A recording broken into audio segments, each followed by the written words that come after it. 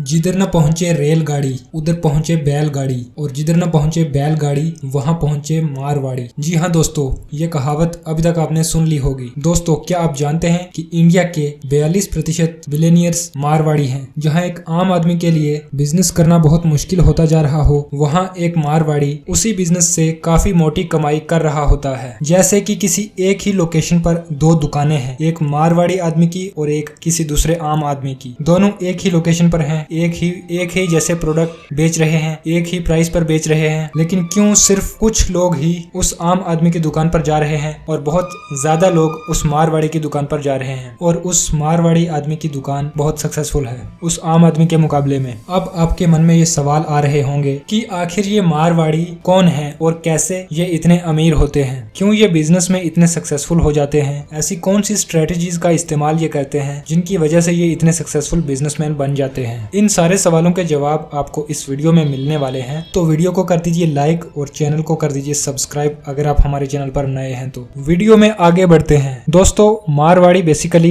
राजस्थान के मारवाड़ में रहने वाली एक कम्युनिटी है। मारवाड़ में एक बहुत बड़ी समस्या थी कि मारवाड़ का बहुत सारा इलाका सूखा था, वहाँ खेती नहीं की जा सकती थी, और अब मारवाड़ियों के पास सिर्फ एक ही ऑप्शन था, व्यापार का। जी हाँ, बिजनेस का ही एक रास्ता अब मारवाड़ियों के सामने था। अगर मारवाड़ में ये समस्या ना होती तो आज शायद ही मारवाड़ी इतने बड़े बिजनेसमैन बन पाते। India Mart, D Mart, Flipkart, Lenskart, Snapdeal, OYO, Ola, Airtel, Myntra, Bajaj, Birla, Paytm, Zomato, ये सब बिजनेसेस मारवाड़ी लोग चला रहे हैं। अब बात करते हैं कि आखिर ये व्यापार में इतने सफल कैसे होते हैं। पहला जो इनका रूल है वो है वैल्यू ऑफ मनी। ये पैसों के महत्व को बड़े अच्छे तरीके से समझते हैं। ये फालतू खर्चा करने से बचते हैं। इनका मानना है कि ये खुद चाहे जितना मर्जी उतना पैसा खर्च कर सकते हैं, लेकिन इनकी अज्ञानता के कारण कोई इन्हें बेवकूफ ना बना दे। जैसे कि अगर कोई चीज इन्हें वैल्यू फॉर मनी नहीं लग रही और इन्हें ये लग रहा है कि ये चीज इससे कम दाम में मिल सकती है, तो फिर दुनिया का बड़े से बड़ा सेल्समैन आ जाए, दुनिया का बड़ा सा बड़ा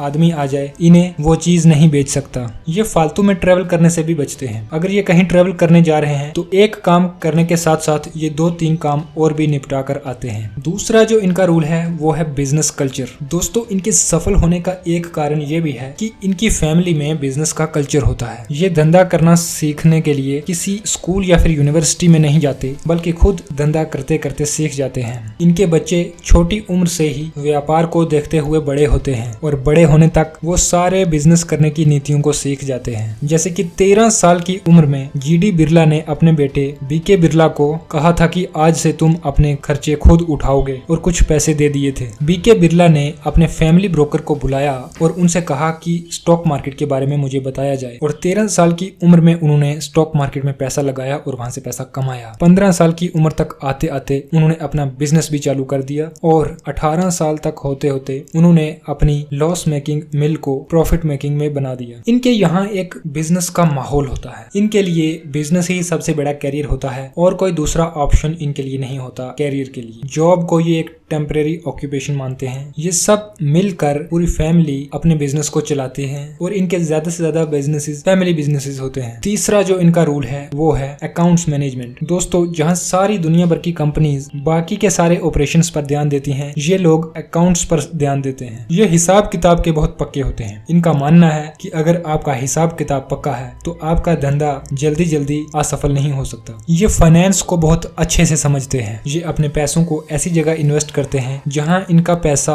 खुद पैसे कमाने लगता है। जैसे कि गोल्ड खरीद लेंगे। ये कभी भी दिखावा करने में विश्वास नहीं रखते। ब्रांडेड कपड़े, ब्रांडेड जूते, ब्रांडेड घड़ी, इन सब में पैसा बर्बाद नहीं करते। बहुत सिंपल लाइफस्टाइल में रहते हैं। इन्हें अक्सर लोग कंजूस भी कहते हैं, लेकिन ये कंजूस बिल्कुल नहीं होते। ये पैसों के महत्व को समझते हैं। ये बहुत दान भी देते हैं। अगर कोई आम व्यक्ति 40 से 50 लाख रुपए कमा लेता है तो वो महंगी बड़ी सी गाड़ी खरीद लेगा, लेकिन अगर वहीं एक मारवाड़ी आदमी 40 से 50 लाख रुपए कमा लेगा तो वो 40 लाख रुपए का सोना खरीद लेगा या फिर कोई प्रॉपर्टी खरीद लेगा, जिसकी वैल्यू आने वाले समय में बढ़ जाएगी, और वहीं उस लग्जरी कार की वैल्यू आने वाले वक्त में घट जाएगी। यही कारण है कि एक आम आदमी ज्यादा पैसा कमाने के बाद भी गरीब हो जाता है। याद रखिए कि कभी भी आप सिर्फ ज्यादा पैसा कमाने से अमीर नहीं बन पाएंगे, बल्कि ज्यादा पैसा बचाने से अमीर बन पाएंगे। इसलिए ज्यादा से ज्यादा पैसा कमाइए और ज्यादा से ज्यादा पैसा बचाइए। ये एक बहुत बड़ा लेसन है जो आपको सीखना चाहिए। चाहिए। अगला जो इनका रूल है वो है रिस्क टेकिंग एबिलिटी। दोस्तों ये रिस्क लेने से कभी भी नहीं डरते। ये बहुत विजनरी होते हैं। जहाँ सारी दुनिया डर रही होती है वहाँ ये रिस्क लेते हैं और अपना तहलका मचा देते हैं। एक वक्त था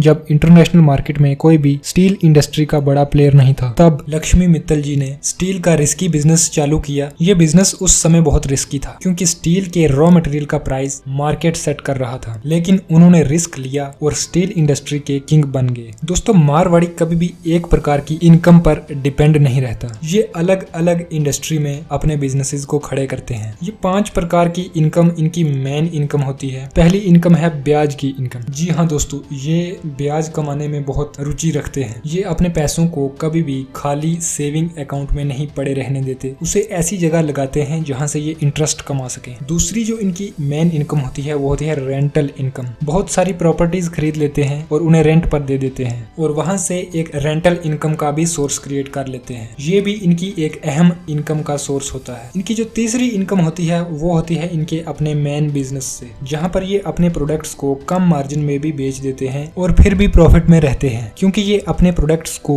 बहुत ज्यादा लोगों तक पहुंचा देते हैं, यानी कि ये स्केलेबल मॉडल पर काम करते हैं। ये अपने बिजनेस के पैसों को कभी भी लग्जरी पर खर्च नहीं करते। ये अपना सारा पैसा अपने बिजनेस को बड़ा करने में लगाते हैं। ये उस व्यक्ति को बड़ा नहीं मानते जो ज्यादा पैसे अपनी लग्जरी पर खर्च करता हो, बल्कि उस व्यक्ति को बड़ा मानते हैं जो अपना पैसा अपने बिजनेस को बड़ा करने में लगा रहा हो और उसका बिजनेस बड़ा हो। अगली जो इनकी इनकम है वो है एप्रिसिएशन इनकम। ये भी एक प्रकार की इनकम है जिसे ये कभी नहीं छोड़ते। कोई ऐसी प्रॉपर्टी खरीद लेंगे कि जिसका दाम बाद में बढ़ जाए, कुछ एप्रिसिएशन हो जाए और वहां से भी ये इनकम कर पाएंगे। और आखिरी इनकी जो इनकम है वो है जब ये माल खरीदते हैं तो इतना नेगोशिएट करते हैं कि ये माल बहुत सस्ता खरीद लेते हैं और जब ये सस्ता खरीद लेते हैं तो इससे इन्हें बहुत मार्जिन बच जाता है क्योंकि मारवाड़ी को कभी भी कोई महंगा माल नहीं बेच सकता। तो दोस्तों ये थी कुछ मारवाड़ियों की स्ट्रेटेजीज जो ये इस्तेमाल करते हैं अपने बिजनेसेस में और जिनकी वजह से ये आज इतने बड़े बिजनेसमैन बन चुके हैं। अगर आप भी बिजनेसमैन हैं या फिर बिजनेस करना चाहते हैं तो ये वीडियो शायद आपकी हेल्प कर सके। दोस्तों इस वीडियो को शेयर कर दीजिए अपने फ्रेंड्स में, अपने रिलेटिव्स में, ताकि उन्हें भी बिजनेस की ये स्ट्रेटेजीज पता चल सकें। धन्यवाद।